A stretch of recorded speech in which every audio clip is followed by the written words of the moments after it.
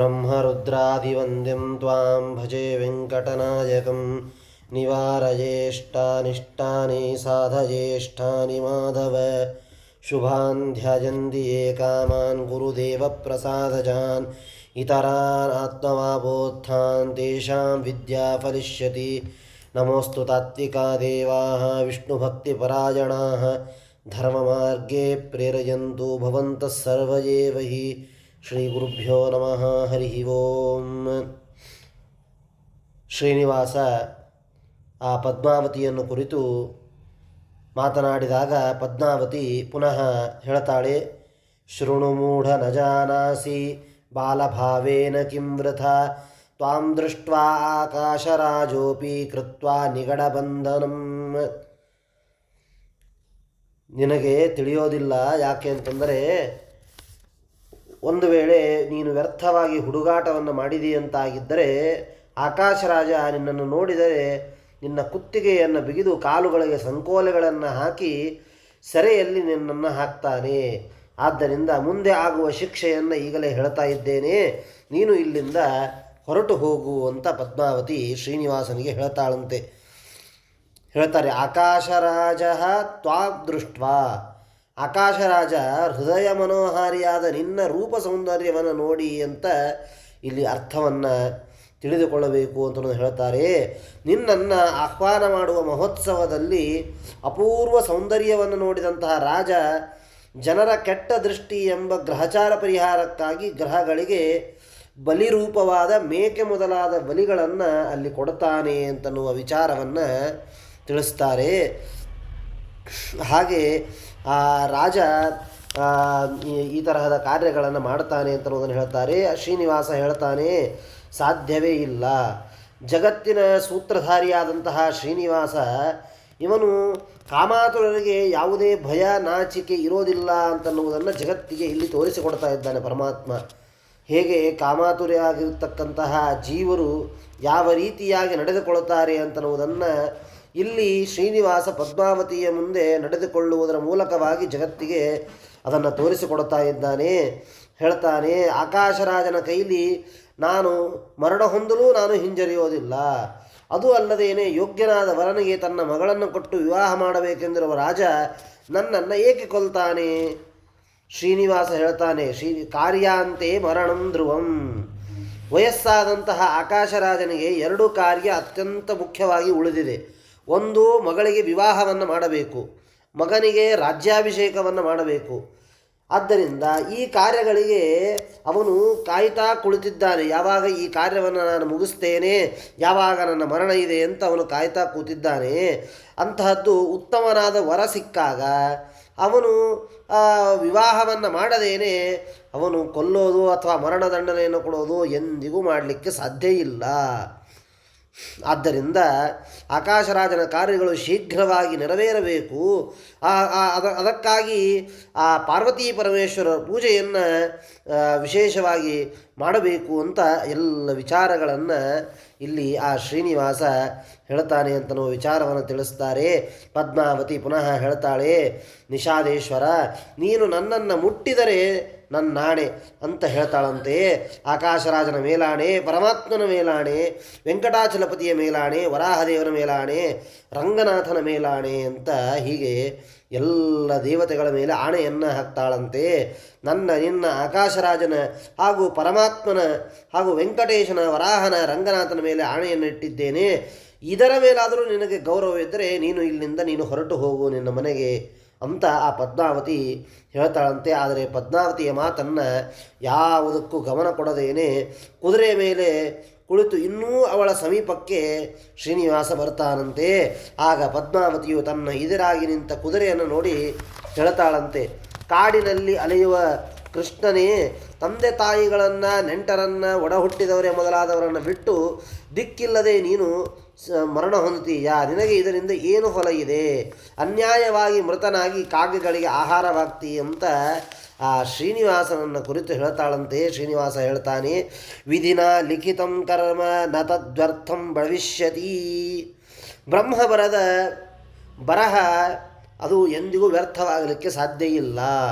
ಯಾವಾಗ ಮರಣ ಇದೆ ಅಂತನ್ನುವುದನ್ನು ಅದು ಬ್ರಹ್ಮದೇವರು ಬರೆದಿದ್ದರು ಅಂತಾಗಿದ್ದರೆ ಅದು ಮರಣವಾಗಲೇಬೇಕು. ಅದರಿಂದ ಯಾರೂ ತಪ್ಪಿಸಿಕೊಳ್ಳಲಿಕ್ಕೆ ಸಾಧ್ಯ ಇಲ್ಲ. ನಾವು ಮನೆಯಲ್ಲಿರಬಹುದು, ಮನೆಯಿಂದ ಹೊರಗಡೆ ಇರಬಹುದು, ಬೇರೆ ಯಾವುದೋ ಊರಲ್ಲಿರಬಹುದು, ಬೇರೆ ದೇಶದಲ್ಲಿರಬಹುದು. ಆದರೆ ನಮ್ಮ ಮರಣ ಈ ಪ್ರಸಂಗದಲ್ಲಿ ಇದೆ ಅಂತನ್ನುವುದು ನಮ್ಮ ಪ್ರಾರಬ್ಧ ಕರ್ಮದಲ್ಲಿ ಸೂಚಿತವಾಗಿತ್ತು ಅಂತಾಗಿದ್ದರೆ ಅದನ್ನು ಯಾರೂ ತಡೆಯಲಿಕ್ಕೆ ಸಾಧ್ಯ ಇಲ್ಲ. ಹಾಗೆ ಅದು ಬರೀ ಮರಣ ಅಂತಲ್ಲ, ಅದು ಜಯವೂ ಇರಬಹುದು. ಜಯೋವಾ ಅಪಜಯೋವಾ ಸ್ಯಾತ್ ತ್ವಯಿ ಭೋಗಂ ಕರೋಮ್ಯಹಂ. ನನಗೆ ಜಯ ಆಗಬೇಕು ಅಂತಾಗಿತ್ತು ಅಂತಾದರೆ ಆ ಜಯವನ್ನು ಯಾರಿಂದಲೂ ತಪ್ಪಿಸಲಿಕ್ಕೆ ಸಾಧ್ಯ ಇಲ್ಲ. ಆದ್ದರಿಂದ ಹಾಗೆ ಅದು ನನಗೆ ಅಪಜಯವೇ ಆಗಬೇಕು ಅಂತ ನನ್ನ ಪ್ರಾರಬ್ಧ ಕ್ರಮದಲ್ಲಿದ್ದರೆ ಅದನ್ನೂ ಯಾರಿಂದಲೂ ತಪ್ಪಿಸಲಿಕ್ಕೆ ಸಾಧ್ಯ ಇಲ್ಲ. ನಾನೆಷ್ಟೇ ಪ್ರಯತ್ನ ಮಾಡಿದರೂ ನಾನು ಗೆಲ್ಲಬೇಕು ಅಂತ ನಾನು ಮುಂದೆ ಹೋದರೂ ಕೂಡ ನನಗೆ ಅಪಜಯವೇ ಆಗ್ತದೆ ಅಂದರೆ ಅದು ನನ್ನ ಪ್ರಾರಬ್ಧ ಕರ್ಮ. ಅದನ್ನು ಯಾರೂ ತಡೀಲಿಕ್ಕೆ ಸಾಧ್ಯ ಇಲ್ಲ. ಆದ್ದರಿಂದ ನೀನು ನನ್ನ ಸಂಘವನ್ನು ಮಾಡಬೇಕು ಅಂತ ಮತ್ತೆ ಶ್ರೀನಿವಾಸ ಹೇಳುತ್ತಂತೆ. ಸಿಟ್ಟಿನಿಂದ ಕೆಂಪಾದ ಕಣ್ಣುಗಳಿಂದ ಆ ಪದ್ಮಾವತಿ ತನ್ನ ಸಖಿಯರಿಂದ ಕೂಡಿಕೊಂಡು ಪ್ರಪಂಚ ಕಾರಣಭೂತನಾದ ಶ್ರೀನಿವಾಸನನ್ನು ಹೆದರಿಸುವುದಕ್ಕಾಗಿ ಕೈಯಲ್ಲಿ ಕಲ್ಲುಗಳನ್ನು ತೆಗೆದುಕೊಂಡು ಎದುರಿಗೆ ಬರ್ತಾಳಂತೆ. ಯಾವಾಗ ಎದುರಿಗೆ ಬರ್ತಾಳೆ ಆ ಶ್ರೀನಿವಾಸನಿಗೆ ಕಲ್ಲಿನಿಂದ ಹೊಡಿತಾಳಂತೆ. ಎಲ್ಲ ಸಖಿಯರು ಅವನಿಗೆ ಆ ಕಲ್ಲುಗಳಿಂದ ಹೊಡಿತಾರಂತೆ. ಶಿಲಾಗಳಿಂದ ಹೊಡೆಯುವಂತಹ ಅವನು ಏರಿ ಬಂದಿರುವ ಕುದುರೆಯು ಏಟು ತಿಂದು ಅಲ್ಲಿ ನೆಲಕ್ಕೆ ಬೀಳುತ್ತದೆ ಕುದುರೆ. ಆಗ ಶ್ರೀನಿವಾಸ ಇವನು ಸತ್ತ ತನ್ನ ಕುದುರೆಯನ್ನು ನೋಡಿ ಕೆದರಿದ ಕೂದಲುಗಳುಳ್ಳವನಾಗಿ ಎಲ್ಲ ದಿಕ್ಕುಗಳನ್ನು ವಾರಿ ವಾರಿ ನೋಡ್ತಾ ಏನು ಮಾಡಬೇಕು ಅಂತ ತೋಚೋದಿಲ್ಲ. ಭ್ರಮೆ ಹಿಡಿದವನಂತೆ ಅಲಿತಾನಂತೆ.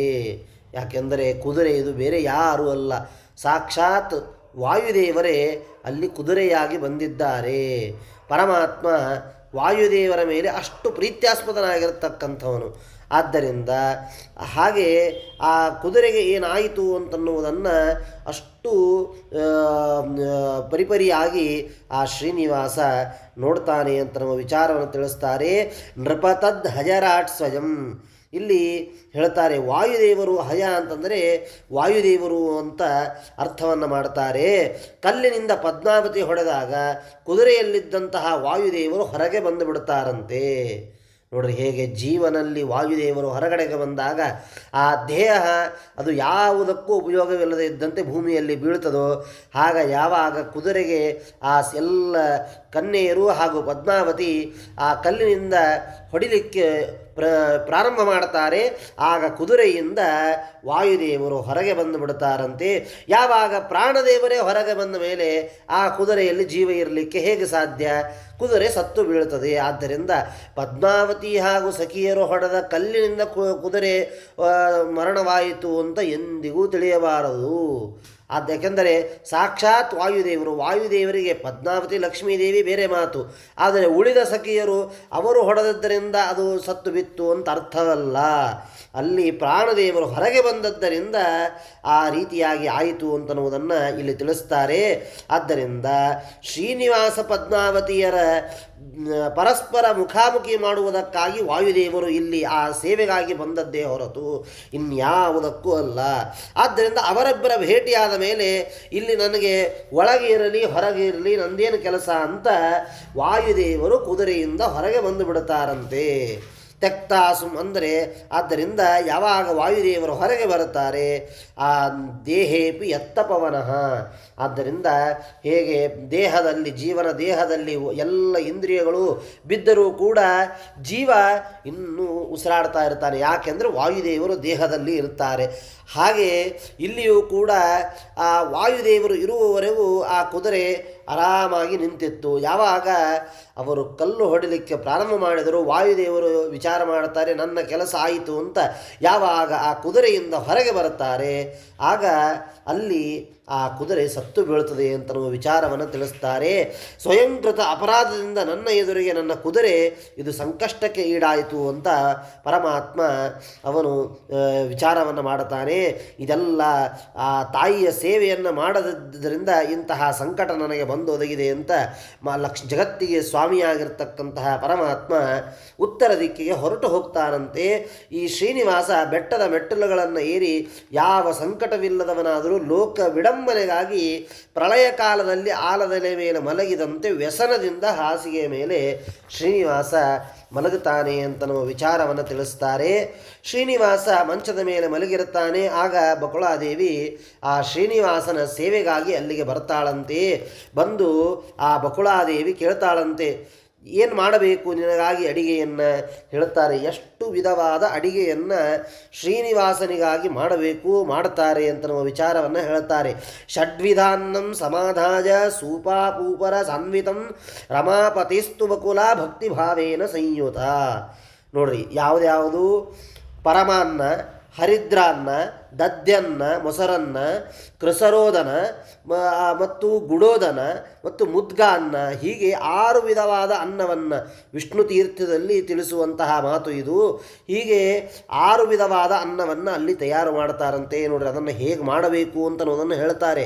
ಪರಮಾನ್ನ ಅಂದರೆ ಪಾಯಸ, ಅನ್ನದ 3 ಪಟ್ಟು ಹಾಲು, ಹಾಲಿನ ಅರ್ಧದಷ್ಟು ನೀರು, ನೀರಿನ ಅರ್ಧದಷ್ಟು ಬೆಲ್ಲ ಹಾಗೂ ಪರಿಮಳ ವಸ್ತುಗಳನ್ನು ಹಾಕಿ ಬೇಯಿಸಿದರೆ ಅದಕ್ಕೆ ಪರಮಾನ್ನ ಅಂತ ಕರೀತಾರೆ. ಇನ್ನು ಹರಿದ್ರಾನ್ನವನ್ನು ಹೇಗೆ ಮಾಡಬೇಕು ಅಂದರೆ ಅನ್ನಕ್ಕಿಂತ 4 ಪಟ್ಟು ಶುದ್ಧ ತುಪ್ಪವನ್ನು ಹಾಕಿ ಸ್ವಲ್ಪ ಅರಿಶಿಣವನ್ನು ಮಿಶ್ರಣ ಮಾಡಿ ಜೀರಿಗೆ, ಉಪ್ಪು, ಮೆಣಸುಗಳಿಂದ ಸಂಸ್ಕೃತವಾಗಿರ್ತಕ್ಕಂಥ ಅನ್ನ, ಇದು ಹರಿದ್ರಾನ್ನ ಅಂತ ಕರೆಸಿಕೊಳ್ಳುತ್ತದೆ. ಇನ್ನು ದದ್ಯೋದನ ಅಂದರೆ ಮೊಸರನ್ನ, ಅನ್ನದ 2 ಪಟ್ಟು ಶುದ್ಧವಾದ ಸಿಹಿ ಮತ್ತು ಹುಳಿ ಇರುವ, ಪೂರ್ತಿ ಹುಳಿಯೂ ಇರಬಾರದು, ಪೂರ್ತಿ ಸಿಹಿಯೂ ಇರಬಾರದು, ಆ ತರಹದ ಮೊಸರಿನಿಂದ ಮಿಶ್ರಣ ಮಾಡಿದ ಮೆಣಸು, ಉಪ್ಪು, ಹಸಿಶುಂಠಿಗಳಿಂದ ಸಂಸ್ಕೃತವಾದ ಅನ್ನವೇ ಇದಕ್ಕೆ ಮೊಸರನ್ನ ಅಂತ ಕರೀತಾರೆ. ತಿರುಪತಿಯಲ್ಲಿ ಮಾಡುವುದು ಇದೇ ರೀತಿಯಾದದ್ದು ಅಂತನ್ನುವುದನ್ನು ನಾವು ತಿಳಿಯಬೇಕು. ಇನ್ನು ಕೃಸರಾನ್ನ ಅಂದರೆ ಅಕ್ಕಿಯ ಅರ್ಧ ಭಾಗದಷ್ಟು ಹೆಸರು ಬೇಳೆ ಅದರ ಜೊತೆಗೆ ನೀರಿನಲ್ಲಿ ಬೇಯಿಸಿ ಮೆಣಸು ಹಾಗೂ ಎಳ್ಳಿನ ಪುಡಿಯನ್ನು ಸೇರಿಸಿ ಇದಕ್ಕೆ ಕೃಸರಾನ್ನ ಅಂತ ಕರೀತಾರೆ. ಇನ್ನು ಗುಡಾನ್ನ ಅಂದರೆ ಬೆಲ್ಲದಿಂದ ಮಾಡತಕ್ಕಂಥದ್ದು. ಹಿಂದೆ ಹೇಳಿದಷ್ಟೇ ಮತ್ತೆ ಪಾಯಸಕ್ಕೆ ಹಾಲಿನ ಅರ್ಧದಷ್ಟು ಬೆಲ್ಲವನ್ನು, ಅದರ ಅರ್ಧದಷ್ಟು ತುಪ್ಪವನ್ನು ಹಾಕಬೇಕು. ಗೋಡಂಬಿ ಮೊದಲಾದವುಗಳಿಂದ ಸಂಸ್ಕೃತವಾದದ್ದು ಇದು ಗುಡಾನ್ನ ಅಂತ ಕರೆಸಿಕೊಳ್ಳುತ್ತದೆ. ಹೀಗೆ ಷಡ್ವಿಧವಾದ ಅನ್ನಗಳನ್ನು ಪರಮಾತ್ಮನಿಗೆ ತಯಾರು ಮಾಡಬೇಕು ಅಂತನ್ನುವುದನ್ನು ಎಲ್ಲ ವಿಧವಾಗಿ ತಯಾರು ಮಾಡಿ ಮಧುರ, ಆಮ್ಲ, ಲವಣ, ಕಟು, ಕಷಾಯ, ತಿಕ್ತಗಳೆಂಬ 6 ರಸಗಳಿಂದ ಕೂಡಿದಂತಹ ಅನ್ನಾದಿಗಳನ್ನು ಶ್ರೀನಿವಾಸನ ಭೋಜನಕ್ಕಾಗಿ ಆ ಬಕುಲಾದೇವಿ ತಯಾರು ಮಾಡ್ತಾಳಂತೆ. ತಯಾರು ಮಾಡಿ ಹುತ್ತದ ಬಳಿಯಲ್ಲಿ ಮಲಗಿಕೊಂಡು ನಿಟ್ಟುಸಿರು ಬಿಡುತ್ತಾ ಕಣ್ಣೀರು ಸುರಿಸಿಕೊಂಡು ಅಳುತ್ತಿರುವಂತಹ, ಮಾತನಾಡದೇ ಇರುವಂತಹ ಲಕ್ಷ್ಮೀಪತಿಯ ಬಳಿಗೆ ಬಂದು ಬಕುಲಾದೇವಿ ಹೇಳ್ತಾಳಂತೆ, ಉತ್ತಿಷ್ಟೋತ್ತಿಷ್ಟ ಗೋವಿಂದ ಕಿಂ ಶೇಷೇ ಪುರುಷೋತ್ತಮ. ಏಕೆ ಮಲಗಿದ್ದಿ ನೀನು? ಏಳು ಹಗಲು ಮಲಗಿದವನಲ್ಲ ಎಂದಿಗೂ ನೀನು. ಇವತ್ತ್ಯಾಕೆ ನೀನು ಹಗಲು ಮಲಗಿದ್ದು? ನಿನ್ನ ಈ ದುಃಖಕ್ಕೆ ಏನು ಕಾರಣ ಅಂತ ಆ ಬಕುಲಾದೇವಿ ಬಂದು ಕೇಳ್ತಾಳಂತೆ. ಸದಾಗಮೈಕ ವಿಜ್ಞೇಯಂ ಅಂತ ಹೇಳ್ತಾರೆ ಪರಮಾತ್ಮನಿಗೆ. ಅಂದರೆ ಪರಮಾತ್ಮನ ಎಬ್ಬಿಸಲು ವೇದಾಭಿಮಾನಿ ದೇವತೆಗಳಿಗೆ ವಂದಿಮಾಗದರಂತೆ ವರ್ತನೆ ಮಾಡ್ತಾರಂತೆ. ಅಂತಹ ಪರಮಾತ್ಮವನು ಕ್ಷರಾಕ್ಷರ ಅತೀತನಾಗಿರ್ತಕ್ಕಂತಹ ಪುರುಷ ಪರಮಾತ್ಮ, ಯಾವ ದೋಷಗಳು ಇಲ್ಲದೆ ಇರತಕ್ಕಂಥವನು ಪರಮಾತ್ಮ, ಸದ್ಗುಣಗಳನ್ನು ಹೊಂದಿರತಕ್ಕಂಥವನು ಪರಮಾತ್ಮ. ಆದರೆ ಇಲ್ಲಿ ಪ್ರಾಕೃತರಂತೆ ನಿದ್ರೆ ಇದು ಯುಕ್ತ ಅಲ್ಲ.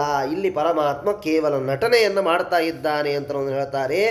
ದಿವಾಸ್ವಾಪೋ ನ ಎಂದಿಗೂ ಬೆಳಗಿನ ಹೊತ್ತು ಮಲಗಬಾರದು ಅಂತನ್ನುವುದನ್ನು ತಿಳಿಸ್ತಾರೆ. ಯುಗಾಂತದಲ್ಲಿ ಮಾತ್ರ ನಿದ್ರೆ ಮಾಡಿದಂತೆ ನಟಿಸುವಂತಹ ಪರಮಾತ್ಮ ಬ್ರಹ್ಮನ ಹಗಲಿನಲ್ಲಿ ನಿದ್ರೆ ಈ ಹಿಂದೆ ಎಂದೂ ನೀನು ಮಾಡಿದ್ದಿಲ್ಲ ಅಂತನ್ನುವುದನ್ನು ತಿಳಿಸುವುದಕ್ಕಾಗಿ ಇಲ್ಲಿ ಬಕುಲಾದೇವಿ ಬಂದು ಹೇಳ್ತಾಳಂತೆ. ಆಗ ಹೇಳ್ತಾಳಂತೆ ಬಕುಲಾದೇವಿ, ನಿನ್ನ ಈ ದುಃಖಕ್ಕೆ ಏನು ಕಾರಣ? ನಿನ್ನ ಮನಸ್ಸಿನಲ್ಲಿ ಏನಿದೆ? ಆ ನಿಜವಾದ ದುಃಖದ ಮೂಲವಾದರೂ ಹೇಳು. ಏನು ಪರಿಹಾರ ಮಾಡಲಿಕ್ಕೆ ಸಾಧ್ಯ ಇದೆ, ನಾನು ಅದನ್ನು ಪರಿಹಾರ ಮಾಡಲಿಕ್ಕೆ ಪ್ರಯತ್ನವನ್ನು ಮಾಡ್ತೇನೆ ಅಂತ ಆ ಬಕುಲಾದೇವಿ ಹೇಳ್ತಾಳಂತೆ. ಪಾಯಸವನ್ನು ಮಾಡಿದ್ದೇನೆ, ಭೋಜನಕ್ಕೆ ವಾ ಅಂತ ಕರೀತಾಳಂತೆ. ಏನು ಹೇಳಿದರೂ ಶ್ರೀನಿವಾಸ ಯಾವುದಕ್ಕೂ ಉತ್ತರವನ್ನು ಕೊಡೋದಿಲ್ಲ. ಚಿನ್ನದಂತಹ ದೇಹವನ್ನು ಹೊಂದಿರತಕ್ಕಂತಹ ಶ್ರೀನಿವಾಸ ಆ ಬಕುಳೆಯ ಮಾತನಾಡದೇ ಇರುವಾಗ ಶ್ರೀನಿವಾಸನನ್ನು ನೋಡಿ ಮತ್ತೆ ಹೇಳ್ತಾಳೆ, ಕಿಂ ದೃಷ್ಟ್ವಂ ವಿಪನೇ ಕೃಷ್ಣ ಕಿಮರ್ಥಂ ದುಃಖ ಮುಲ್ವಣಂ. ಕಾಡಿನಲ್ಲಿ ಏನನ್ನಾದರೂ ನೋಡಿದ್ದೀಯಾ? ಅದರಿಂದ ಏನಾದರೂ ದುಃಖವಾಗಿದ್ದೀಯಾ ಏನು ಅಂತ ಕೇಳ್ತಾಳಂತೆ. ನೋಡ್ರಿ, ಯಾವ ಪರಮಾತ್ಮ ಇದೇ ಯಶೋದೆ ಅವಳು ಅಲ್ಲಿಯೂ ಹಾಗೆ ಅವನನ್ನು ನೋಡಿರ್ತಾಳೆ. ಸ್ವಲ್ಪ ಏನಾದರೂ ಆಯಿತು ಅಂತಂದರೆ ಅವನನ್ನು ಅಷ್ಟು ಮುದ್ದೆ ಮಾಡಿ ಆ ಶ್ರೀಕೃಷ್ಣನನ್ನು ಅಷ್ಟು ಉತ್ತಮ ರೀತಿಯಿಂದ, ಅಂದರೆ ಪರಮಾತ್ಮ ಅಂತ ತಿಳಿಯದೇನೆ ಮಗ ಅಂತ ತಿಳಿದು ಅಲ್ಲಿಯೂ ಹಾಗೆ ನೋಡಿರ್ತಾಳೆ. ಅವಳೇ ಇಲ್ಲಿಯೂ ಕೂಡ ಅದೇ ರೀತಿಯಾಗಿ. ಆದರೆ ಪರಮಾತ್ಮನಿಗೆ ಯಾವ ವ್ಯಥೆ ಅಂತನ್ನುವುದು ಇಲ್ಲ, ಯಾವ ದುಃಖ ಅಂತನ್ನುವುದು ಇಲ್ಲ. ಪರಮಾತ್ಮ ಎಲ್ಲವೂ ಆ ಯುಗಗಳಿಗೆ ಅನುಸಾರವಾಗಿ ಕಾರ್ಯವನ್ನು ಮಾಡ್ತಾನೆ. ಆದ್ದರಿಂದ ಬಕುಲೆ ಈ ಮೋಹದ ಮಾತುಗಳನ್ನು ಆಡ್ತಾಳೆ. ಕಾಡಿನಲ್ಲಿ ಯಾವುದಾದ್ರೂ ಭಯಂಕರವಾದ ಭೂತವನ್ನು ನೋಡಿ ಹೆದರಿ ನೀನು ಈ ದುಃಖವನ್ನು ಅನುಭವಿಸ್ತಾ ಇದ್ದೀಯಾ, ಆ ವಿಚಾರವನ್ನು ಹೇಳಬೇಕು. ಅಥವಾ ಮನೋನ್ಗತಂ ವದಾದೇಶಂ ಗೌರವಂ ಮಹಿಮಾಕೃತಾ ಗೌರವಂ ಬಲರಾಮಸ್ಯ ದೇವಕಿ ವಸುದೇವಯೋ. ಅಥವಾ ನೀನು ಯಾರಾದರೂ ಬಾಲೆಯನ್ನು ನೋಡಿದ್ದೀಯಾ, ಅಥವಾ ಅವಳಿಂದ ನೀನು ಮರಳಾಗಿದ್ದೀಯಾ, ಏನು ಅವಳು ಭೂದೇವಿಯೋ ದುರ್ಗಾದೇವಿಯೋ ಅಥವಾ ದೇವಮಾಯೆಯೋ, ಆ ವಿಚಾರವನ್ನು ಹೇಳುವಂತ ಆ ಬಕುಲಾದೇವಿ ಶ್ರೀನಿವಾಸನಲ್ಲಿ ಪ್ರಾರ್ಥನೆಯನ್ನು ಮಾಡ್ತಾಳಂತೆ. ಹೇಳ್ತಾಳೆ, ಅಣ್ಣನಾದ ಬಲರಾಮನಲ್ಲಿ ತಂದೆ ತಾಯಿಗಳಾದ ವಸುದೇವ ದೇವಕಿಯಲ್ಲಿರುವ ಗೌರವವನ್ನು ನನ್ನಲ್ಲಿ ಇಟ್ಟು ನೀನು ನಿನ್ನ ದುಃಖವನ್ನು ನನಗೆ ಅವಶ್ಯವಾಗಿ ಹೇಳು ಅಂತ, ಎಲ್ಲ ಲೋಕಬಾಧೆಯನ್ನು ಪರಿಹಾರ ಮಾಡುವಂತಹ ಪುಣ್ಯ ಸ್ವರೂಪನಾದ ಶ್ರೀನಿವಾಸ ನಿನಗೆ ನಮಸ್ಕಾರವನ್ನು ಮಾಡುತ್ತೇನೆ ಅಂತ ಅವಳು ಹೇಳ್ತಾಳಂತೆ. ನೋಡ್ರಿ ಹೇಗೆ ಯಾವ ಪರಮಾತ್ಮನಿಗೆ ಅವನಿಗೆ ಯಾವ ಮೋಹವೂ ಇಲ್ಲ, ಯಾವುದೂ ಇಲ್ಲ. ಆದರೆ ಜಗತ್ತಿಗೆ ಹಾಗೆ ಪರಮಾತ್ಮ ತೋರಿಸ್ತಾನೆ. ಆದ್ದರಿಂದ ಜಗತ್ತಿಗೆ ಉಪದೇಶವನ್ನು ಮಾಡುವಂತಹ ಶ್ರೀನಿವಾಸ ಭಕ್ತವತ್ಸಲ ಜಗತ್ಪಾಲಕನಾಗಿರತಕ್ಕಂಥವನು. ನಿನ್ನನ್ನು ಕಾಮಪೀಡಿತಳಾಗಿ ಪರವಶಗೊಳಿಸಿರುವಂತಹ ಆ ಪುಣ್ಯವತಿಯಾದರೂ ಯಾರು, ನಿನ್ನ ಮೋಹಗೊಳಿಸಿದ ಆ ಕನ್ಯೆ ಯಾರು ನನಗೆ ತಿಳಿಸು ಅಂತ ಆ ಬಕುಲಾದೇವಿ ಹೇಳ್ತಾಳಂತೆ. ಒಂದು ವೇಳೆ ನಿನಗೇನಾದರೂ ಪಿಶಾಚ ಭೂತಪ್ರೇತಾನ್ನ ಜಾನಾಮಿ ರಮಾಪತೆ, ಪಿಶಾಚಾದಿಗಳಿಂದ ಭಯ ಉಂಟಾಗಿದ್ದರೆ ಹೇಳು, ನಾನು ಬಾಲರಕ್ಷಾ ಸ್ತೋತ್ರವನ್ನು ಹೇಳಿ ಭಸ್ಮದಿಂದ ತಲೆ ಹಣೆ ಕಂಠಾದಿಗಳಲ್ಲಿ ಹಚ್ಚಿ ರಕ್ಷಣೆ ಮಾಡ್ತೇನೆ. ಇಡೀ ಜಗತ್ತನ್ನು ರಕ್ಷಣೆ ಮಾಡುವಂತಹ ಪರಮಾತ್ಮನಿಗೆ ರಕ್ಷೆಯನ್ನು ಇಡುತ್ತೇನೆ ಅಂತ ಆ ಬಕುಲಾದೇವಿ ಹೇಳ್ತಾಳೆ. ಎಷ್ಟಾದರೂ ಯಶೋದೆಯ ಅವತಾರವೇ ಬಕುಲಾದೇವಿ. ಸಣ್ಣ ಮಗುವಾಗಿದ್ದಾಗ ಆ ಪರಮಾತ್ಮನಿಗೆ ರಕ್ಷೆಯನ್ನು ಇಟ್ಟು ಲಾಲಿಸಿ ಪೋಷಿಸಿದಂಥವಳು ಯಶೋದ. ಆದ್ದರಿಂದ ಇಲ್ಲಿಯೂ ಅವಳೇ ಬಂದದ್ದರಿಂದ ಆ ತರಹದ ಮಾತುಗಳನ್ನು ಅವಳು ಇಲ್ಲಿ ಆಡ್ತಾಳೆ ಅಂತ ನಮ್ಮ ವಿಚಾರವನ್ನು ತಿಳಿಸ್ತಾರೆ. ನನ್ನಿಂದ ಏನಾದರೂ ಕೆಲಸವಾದರೂ ಆಗಬೇಕಾಗಿದ್ದರೆ ಹೇಳು, ಕ್ಷಣದೊಳಗೆ ನಾನು ಹೋಗಿ ಆ ಕೆಲಸವನ್ನು ಮಾಡುತ್ತೇನೆ. ಕಾಡು ಮೃಗಗಳನ್ನಾಗಲಿ, ಕ್ರೂರರಾದ ಕಳ್ಳರನ್ನಾಗಲಿ, ಪಿಶಾಚಿಗಳನ್ನಾಗಲಿ, ಭೂತಗಳನ್ನಾಗಲಿ, ಪ್ರೇತಗಳನ್ನಾಗಲಿ ಕಂಡು ನೀನು ಹೆದರಿದ್ದೀಯಾ, ಅಥವಾ ಯಾರಾದರೂ ಮಂತ್ರ ಯಂತ್ರಗಳಿಂದ ಮದ್ದು ಬೇರುಗಳನ್ನು ಶಾಸ್ತ್ರ ಪ್ರಕಾರ ಮಾಡಿಸಿ ನಿನ್ನ ಪೀಡೆಯನ್ನು ನಾನು ಪರಿಹಾರ ಮಾಡುತ್ತೇನೆ ಅಂತ ಆ ಶ್ರೀನಿವಾಸನಿಗೆ ಹೇಳಿದಾಗ ಶ್ರೀನಿವಾಸ ಯಾವುದಕ್ಕೂ ಉತ್ತರವನ್ನು ಕೊಡೋದಿಲ್ಲ, ಸುಮ್ಮನೆ ಮಲಗಿರುತ್ತಾನೆ. ತಾನು ತಂದಂತಹ ಎಲ್ಲ ಅನ್ನಾದಿ ಸಾಮಗ್ರಿ ಅಲ್ಲಿಯೇ ಇಟ್ಟು ಶ್ರೀನಿವಾಸನ ಹತ್ರ ಬಂದು ಮಲಗಿರುವ ಆ ಜಗತ್ತಿಗೆ ಸ್ವಾಮಿಯಾಗಿರತಕ್ಕಂತಹ ಪರಮಾತ್ಮನ ಕಾಲನ್ನು ಒತ್ತಾ ಸಮಾಧಾನವನ್ನು ಮಾಡ್ತಾಳಂತೆ. ಬಹಳ ಸಮಾಧಾನ ಮಾಡಿದ ಮೇಲೆ ಬೆವರಿದ ಆತನ ಮೈಯನ್ನು ತನ್ನ ಕೈಗಳಿಂದ ಕಾಲಿನಿಂದವರೆಗೂ ಒರೆಸ್ತಾ ಅವಳು ಪ್ರಾರ್ಥನೆ ಮಾಡಿದಾಗ, ಈ ಮಾತನಾಡಲಿಕ್ಕೆ ಆಡದೇ ಇರುವುದಕ್ಕೆ ಏನು ಕಾರಣ ಇದೆ? ಅಷ್ಟು ದುಃಖದಿಂದ ಆತನ ಹೊತ್ತುಕೊಂಡಂತಹ ಬಟ್ಟೆಯನ್ನು ತೆಗೆದು ಮೈದಡವಿ ಹೇಳ್ತಾಳಂತೆ, ಪರಮಾತ್ಮ ಪುರುಷ ಶ್ರೇಷ್ಠ, ನಿನ್ನ ಮನಸ್ಸಿನಲ್ಲಿ ಇರುವುದಾದರೂ ಏನು ಹೇಳು, ಅದನ್ನು ನಾನು ಅವಶ್ಯವಾಗಿ ಮಾಡುತ್ತೇನೆ. ನಿನ್ನ ಕೋರಿಕೆಯನ್ನು ಸಂದೇಹ ಪಡದೆ ನನ್ನ ಮುಂದೆ ಹೇಳು ಅಂತ ಹೇಳಿದಾಗ, ನನಗೆ ಸಾಮರ್ಥ್ಯ ಎಷ್ಟಿದೆ ಅಷ್ಟಾದರೂ ನಾನು ಪ್ರಯತ್ನವನ್ನು ಮಾಡಿ ಆ ಕಾರ್ಯವನ್ನು ಮಾಡುತ್ತೇನೆ. ನೋಡ್ರಿ, ಪರಮಾತ್ಮ ಹೇಳಿರ್ತಾನೆ, ನಿನ್ನಿಂದಲೇ ವಿವಾಹವನ್ನು ಮಾಡಿಸಿಕೊಳ್ಳುತ್ತೇನೆ ಅಂತ. ಇಲ್ಲಿ ಆ ಕಾರ್ಯವನ್ನು ಆ ಬಕುಲಾದೇವಿಯಿಂದ ಪರಮಾತ್ಮ ಮಾಡಿಸ್ತಾನೆ ಅಂತ ಅದನ್ನು ಹೇಳುತ್ತಾರೆ. ಶ್ರೀನಿವಾಸ ಇಷ್ಟೆಲ್ಲ ಆದ ಮೇಲೆ ಹೇಳ್ತಾನಂತೆ, ನಾಮೋಹ ಜನ್ಮಾಂ ಗಾಂಧರ್ವಿ ನರ್ಷಿಪುತ್ರಿ ನರಾಕ್ಷಸಿ ನ ಪಿಶಾಚ ಭೂತಗಣ ಪ್ರೇತ ವಾಮೆ ಭಯಾವಹಾನ್. ಗಂಧರ್ವ ಸ್ತ್ರೀಯರಾಗಲಿ, ಋಷಿಕನ್ಯೆಯಾಗಲಿ, ರಾಕ್ಷಸಿಯಾಗಲಿ ನನ್ನನ್ನು ಮೋಹಗೊಳಿಸಿಲ್ಲ. ಪಿಶಾಚಿಗಳಾಗಲಿ, ಭೂತಗಳಾಗಲಿ, ಪ್ರೇತಗಳಾಗಲಿ ನನಗೆ ಯಾವ ಭಯವನ್ನು ಉಂಟು ಮಾಡಿಲ್ಲ, ಎಂದಿಗೂ ಮಾಡಲಿಕ್ಕೆ ಸಾಧ್ಯ ಇಲ್ಲ. ಯಾಕಂದರೆ ಆ ಪರಮಾತ್ಮನ ಸ್ಮರಣೆ ಮಾಡಿದರೆ ಸಾಕು, ಎಲ್ಲ ಭೂತಪ್ರೇತಗಳು ಹೊರಟು ಹೋಗಿಬಿಡುತ್ತದೆ. ಆದ್ದರಿಂದ ಅಂತಹದ್ದು ಆ ಪರಮಾತ್ಮನನ್ನು ಯಾವ ಭೂತಪ್ರೇತಗಳು ಏನು ಮಾಡಲಿಕ್ಕೆ ಸಾಧ್ಯ ಇಲ್ಲ. ಕಾಡು ಮೃಗಗಳಾಗಲಿ, ಕಳ್ಳರಾಗಲಿ ನನ್ನನ್ನು ಯಾರೂ ಹೆದರಿಸಲಿಲ್ಲ. ಅವುಗಳೆಲ್ಲ ನನ್ನ ನಾಮವನ್ನು ಕೇಳಿದ ಮಾತ್ರದಿಂದಲೇ ದಿಕ್ಕಾಪಾಲಾಗಿ ಓಡಿ ಹೋಗ್ತವೆ. ತತಸ್ತೇಭ್ಯೋ ಭಯಂ ದೇಹ ಮೃತ್ಯೋರ್ಮಮಾನಗೆ. ಉಗ್ರಂ ವೀರಂ ಮಹಾವಿಷ್ಣುಂ ಜ್ವಲಂತಂ ಸರ್ವತೋಮುಖಂ ನೃಸಿಂಹಂ ಭೀಷಣಂ ಭದ್ರಂ ಮೃತ್ಯುಂ ನಮಾಮ್ಯಹಂ ಅಂತ ನನ್ನನ್ನು ಸ್ತೋತ್ರ ಮಾಡುತ್ತಾರೆ. ಮೃತ್ಯುವಿಗೂ ಮೃತ್ಯುವಾಗಿರತಕ್ಕಂಥವನು ನಾನು. ಆದ್ದರಿಂದ ನನಗೆ ಯಾವ ಕಾಡು ಪ್ರಾಣಿಗಳ ಹೆದರಿಕೆ ಅಂತನ್ನುವುದು ಇಲ್ಲ. ಅತಿ ಸೌಂದರ್ಯವತಿಯಾದಂತಹ ಪದ್ಮಾವತಿ ಎಂಬ ಹೆಸರುಳ್ಳ ರಾಜಪುತ್ರಿಯನ್ನು ನಾನು ನೋಡಿದ್ದೇನೆ ಅಂತ ಶ್ರೀನಿವಾಸ ಹೇಳ್ತಾನಂತೆ. ಅವಳನ್ನು ನೋಡಿ ಕಾಮದಿಂದ ಮೋಹವುಳ್ಳವನಾಗಿ ಭ್ರಾಂತಿ ಹೊಂದಿದ್ದೇನೆ.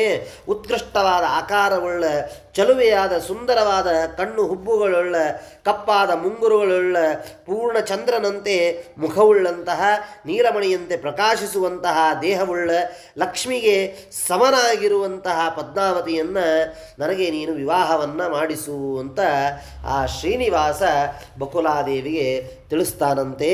ಜನ್ಮ ಜನ್ಮಾರ್ಜಿತೇನೈವ ಪುಣ್ಯೇನೇಷಾ ಹಿ ಲಭ್ಯತೆ ಮತ್ಪುಣ್ಯಂ ಪಕ್ವತಾಂ ಪ್ರಾಪ್ತಂ ದರ್ಶನೇನ ಸುಲೋಚನೆ. ಎಷ್ಟೋ ಜನ್ಮಗಳಲ್ಲಿ ಮಾಡಿದ ಪುಣ್ಯದಿಂದ ಆ ಕನ್ಯೆ ನನಗೆ ಈಗ ನೋಡಿದ್ದೇನೆ. ಆದ್ದರಿಂದ ಬಕುಲಾದೇವಿ ಆ ಕನ್ಯೆಯನ್ನು ನೋಡಿದ ಮಾತ್ರದಿಂದಲೇ ನನ್ನ ಪುಣ್ಯವು ಪರಿಪಕ್ವಾಯಿತು ಅಂತ ತಿಳಿದಿದ್ದೇನೆ. ಆದ್ದರಿಂದ ಅನ್ನ ನೀರುಗಳನ್ನು ತಿನ್ನದೆ ಮಂದಬುದ್ಧಿಯಾದವನು ಮಾತ್ರ ಅಂತಹ ಕನ್ಯೆಯನ್ನು ಬಿಡಲಿಕ್ಕೆ ಸಾಧ್ಯ ಹೊರತು ಮನುಷ್ಯ ದೇಹವನ್ನು ಪಡೆದಿರುವ ಯಾರೂ ಕೂಡ ಅಂತಹ ಕನ್ಯೆಯನ್ನು ಬಿಡಲಿಕ್ಕೆ ಸಾಧ್ಯ ಇಲ್ಲ. ಅನ್ನಪಾನ ವಿವರ್ಜಿತಂ ಅಂದರೆ ಇಲ್ಲಿ ಹೇಳ್ತಾರೆ, ಗುಣ ಮತ್ತು ಲಕ್ಷಣಗಳಿಂದ ಅವ ನೋಡಿದರೆ ಲಕ್ಷ್ಮೀ ಆಗಿದ್ದಾಳೆ. ಆದ್ದರಿಂದ ಆಗಿದ್ದಾಳೆ ಅಲ್ಲ, ಸಾಕ್ಷಾತ್ ಲಕ್ಷ್ಮೀದೇವಿಯೇ ಪದ್ಮಾವತಿಯಾಗಿ ಅಲ್ಲಿ ಬಂದಿದ್ದಾಳೆ ಅಂತನ್ನುವುದನ್ನು ನಾವು ತಿಳಿಯಬೇಕು. ಜಡವನ್ನು ಮೀರಿ ನಿಂತಹ ತತ್ವ ಜಡಾಶ್ರಮಿನ ಮಿಶ್ರನಾದಂತಹ ನನ್ನನ್ನು ಎಂದಿಗೂ ಕೂಡ ಯಾವುದು ಏನು ಮಾಡಲಿಕ್ಕೆ ಸಾಧ್ಯ ಇಲ್ಲ. ವೃತ್ತಿಜ್ಞಾನ ಶೂನ್ಯನಾದ ಅಂತನ್ನುವ ಅರ್ಥ ಹೊರತು ಇನ್ಯಾವ ಅರ್ಥಗಳನ್ನು ಇಲ್ಲಿ ಹೇಳಲಿಕ್ಕೆ ಸಾಧ್ಯ ಇಲ್ಲ. ಆದ್ದರಿಂದ ಪರಮಾತ್ಮ ಕಲಿಯುಗಕ್ಕೆ ಅನುಸಾರವಾಗಿ ಆ ಕಾರ್ಯವನ್ನು ಮಾಡ್ತಾನೆ ಅಂತನ್ನುವುದನ್ನು ಇಲ್ಲಿ ತಿಳಿಸ್ತಾರೆ. ಆದ್ದರಿಂದ ಕೆಲಸಕ್ಕೆ ಬಾರದ ಈ ನಶ್ವರ ಶರೀರದಿಂದ ಏನು ಪ್ರಯೋಜನ ಇದೆ? ಸುಂದರವಾದ ದೇಹವುಳ್ಳ ಆಕಾಶರಾಜನ ಮಗಳಾದ ಪದ್ಮಾವತಿಯನ್ನು ನನಗೆ ವಿವಾಹವನ್ನು ಮಾಡಿಸು, ಇದೇ ಈ ನಶ್ವರ ದೇಹಕ್ಕೆ ಸಾರ್ಥಕ ಅಂತನ್ನುವುದನ್ನು ಪರಮಾತ್ಮ ತಿಳಿಸ್ತಾನಂತೆ ಬಕುಲಾದೇವಿಗೆ.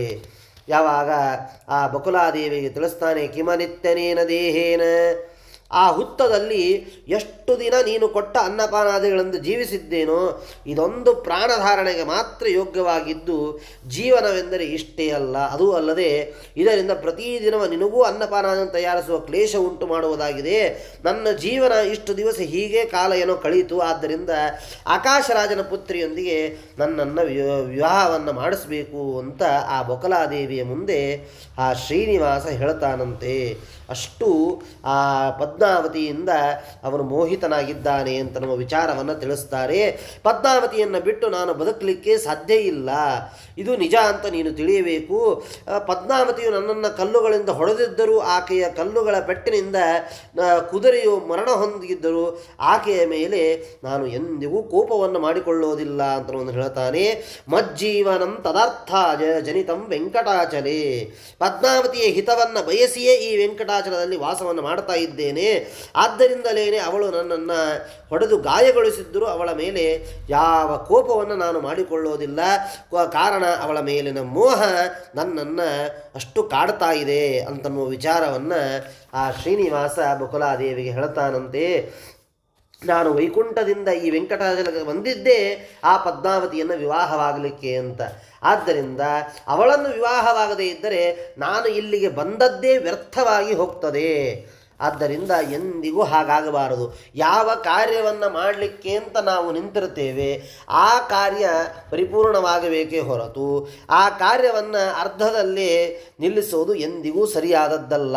ಪುತ್ರೋ ಮೇ ವೈರಮಾಪನ್ನ ಕಿಂ ಕೃತಂ ಪೂರ್ವಜನ್ಮನಿ ಹೇಳ್ತಾರೆ. ನನ್ನ ಪುತ್ರನಾದ ಬ್ರಹ್ಮದೇವನು ಸಹ ನನ್ನ ಮೇಲೆ ವೈರವನ್ನು ಮಾಡುತ್ತಿದ್ದಾನೆ. ಅವನೇನು ಅಪರಾಧ ಮಾಡಿದ್ದಾನೆ ಅಂದರೆ ದೃಷ್ಟಿಹೀನ ಅಂತ ಇಲ್ಲಿ ಉತ್ತರವನ್ನು ಹೇಳ್ತಾರೆ. ಯಾಕೆಂದರೆ ಚತುರ್ಮುಖ ಬ್ರಹ್ಮದೇವರು ಆ ಸೃಷ್ಟಿಯನ್ನು ಮಾಡತಕ್ಕಂಥವರು. ಅವರು ಇಂತಹ ಸೌಂದರ್ಯವತಿಯನ್ನು ಆ ಬ್ರಹ್ಮದೇವರು ಸೃಷ್ಟಿ ಮಾಡಿದ್ದಾರೆ ಅಂದ ಮೇಲೆ ಅವರಿಗೂ ನನ್ನ ಮೇಲೆ ಏನೋ ಒಂದು ಸಿಟ್ಟಿದೆ, ಆದ್ದರಿಂದಲೇ ಈ ರೀತಿಯಾದ ಕಾರ್ಯವನ್ನು ಮಾಡಿದ್ದಾರೆ ಅಂತ ಬ್ರಹ್ಮದೇವರ ಮೇಲೂ ಶ್ರೀನಿವಾಸ ಹೀಗೆ ಮಾತನಾಡ್ತಾನಂತೆ. ಅಂದರೆ ಅಷ್ಟು ಮೋಹಗೊಂಡಿದ್ದಾನಂತೆ ಶ್ರೀನಿವಾಸ. ಹಾಗೆ ಜಗತ್ತಿಗೆ ತೋರಿಸ್ತಾನೆ ಶ್ರೀನಿವಾಸ. ಹಿಂದಿನ ಜನ್ಮದಲ್ಲಿ ಏನು ಮಾಡಿದ್ದೇನೋ ಗೊತ್ತಿಲ್ಲ, ಮಗನಾದ ಕಾಮನೇ ನನಗೆ ವಿರೋಧಿಯಾಗಿದ್ದಾನೆ, ಕಣ್ಣಿಲ್ಲದವನಾದ ಬ್ರಹ್ಮದೇವರು ಶ್ರೇಷ್ಠರಾದ ಆ ಕನ್ಯೆಯನ್ನು ನಿರ್ಮಾಣ ಮಾಡಿದ್ದಾನೆ. ಅನಾಯಾಸವಾಗಿ ನನಗೆ ಆ ಕನ್ಯೆಯು ಅಪೇಕ್ಷೆಯಾಗಿದೆ. ಆದ್ದರಿಂದ ಹಿಂದೆ ನಾನು ಮಾಡಿದ ಕ್ರೂರವಾದ ಯಾವುದೇ ಪಾಪಗಳನ್ನು ಬ್ರಹ್ಮದೇವರು ನೋಡಿ ಈಗ ನನಗೆ ಅದನ್ನು ವೈರತ್ವವನ್ನು ಮಾಡ್ತಾ ಇದ್ದಾರೋ ಏನೋ ನನಗೆ ತಿಳಿತಾ ಇಲ್ಲ ಅಂತ ಶ್ರೀನಿವಾಸ ಹೇಳ್ತಾನಂತೆ. ನೋಡಿ, ಶ್ರೀನಿವಾಸನಿಗೆ ಯಾವ ಪಾಪದ ಲೇಪ ಇದೆ? ಯಾವ ಪಾಪವೇ ಇಲ್ಲ ಅಂದ ಮೇಲೆ ಲೇಪ ಅಂತನ್ನೋದು ದೂರದ ಮಾತು. ಆದರೆ ಕಲಿಯುಗದ ಅನುಸಾರವಾಗಿ ಶ್ರೀನಿವಾಸ ಆ ತರಹದ ಕಾರ್ಯವನ್ನು ಇಲ್ಲಿ ಮಾಡ್ತಾನೆ ಅಂತ ಹೇಳ್ತಾರೆ. ಅನಾಯಾಸೇನ ಮೇ ಭೂಯಾತ್, ಅಂದರೆ ಉಳಿದ ಆಯುಷ್ಯವನ್ನು ಈ ಹುತ್ತದಲ್ಲೇ ಕಳೆದು ಕಡೆಗೆ ಸುಖವಾಗಿ ಮರಣ ಹೊಂದುತ್ತೇನೆ ಅಂತ ತಿಳಿದಿದ್ದೆ. ಆದರೆ ಈಗ ಆ ನಿಶ್ಚಯ ಹೋಯಿತು, ಇದೆಲ್ಲ ನಾನು ಹಿಂದೆ ಮಾಡಿದ ಪಾಪವೇ ನನ್ನ ಕಾರಣ ಅಂತನ್ನುವುದನ್ನು ಇಲ್ಲಿ ಶ್ರೀನಿವಾಸ ತಿಳಿಸ್ತಾನೆ. ಆ ಕನ್ಯೆಯು ನನಗೆ ಲಭ್ಯವಾಗುವಂತೆ ಮಾಡುತ್ತೀರೋ ಇಲ್ಲೋ ನನಗೆ ಗೊತ್ತಾಗ್ತಾ ಇಲ್ಲ. ಆದ್ದರಿಂದ ಬಕುಲಾದೇವಿ, ನನ್ನ ಪಾಲಿಗೆ ನೀನೇ ವಿಧಿ, ಆದ್ದರಿಂದ ನೀನೇ ನನಗೆ ಸಹಾಯವನ್ನು ಮಾಡಬೇಕು ಅಂತನ್ನುವುದನ್ನು ಆ ಶ್ರೀನಿವಾಸ ಅವನು ಬಕುಲಾದೇವಿಗೆ ಹೇಳ್ತಾನಂತೆ. ನೀನು ಪದ್ಮಾವತಿಯನ್ನು ಹೊಂದಿಸಿಕೊಡದೇ ಹೋದಲ್ಲಿ ಆಗಲೇ ನನಗೆ ಮರಣ ಸಿದ್ಧ ಅಂತ ನೀನು ತಿಳಿಯಬೇಕು. ಮರಣ ಹೊಂದುವುದಕ್ಕೂ ಸಿದ್ಧನಾಗಿದ್ದೇನೆ. ಅವನು ಬದುಕುವಂತೆ ಯಾರು ಸಹಾಯವನ್ನು ಮಾಡ್ತಾರೋ ಅವರು ನಿಜವಾಗಿ ಮನುಷ್ಯರು ಅಂತನ್ನುವುದನ್ನು ಇಲ್ಲಿ ಪರಮಾತ್ಮ ತಿಳಿಸ್ತಾನೆ. ಅಂತಹ ಮನುಷ್ಯರು ದಿವ್ಯ ವಿಮಾನಾರೂಢರಾಗಿ ಪುಣ್ಯ ಮಾರ್ಗದಿಂದ ಸ್ವರ್ಗವನ್ನು ಹೊಂದುತ್ತಾರೆ. ಯಾರಾದರೂ ಮರಣಕ್ಕೆ ಸಿದ್ಧನಾಗಿರುವಾಗ ಅವರನ್ನು ಯಾರು ಬದುಕಿಸಿ ಸಹಾಯವನ್ನು ಮಾಡುತ್ತಾರೆ ಅವರಿಗೆ ಪರಮಾತ್ಮ ಸ್ವರ್ಗವನ್ನು ಕೊಡುತ್ತಾನಂತೆ.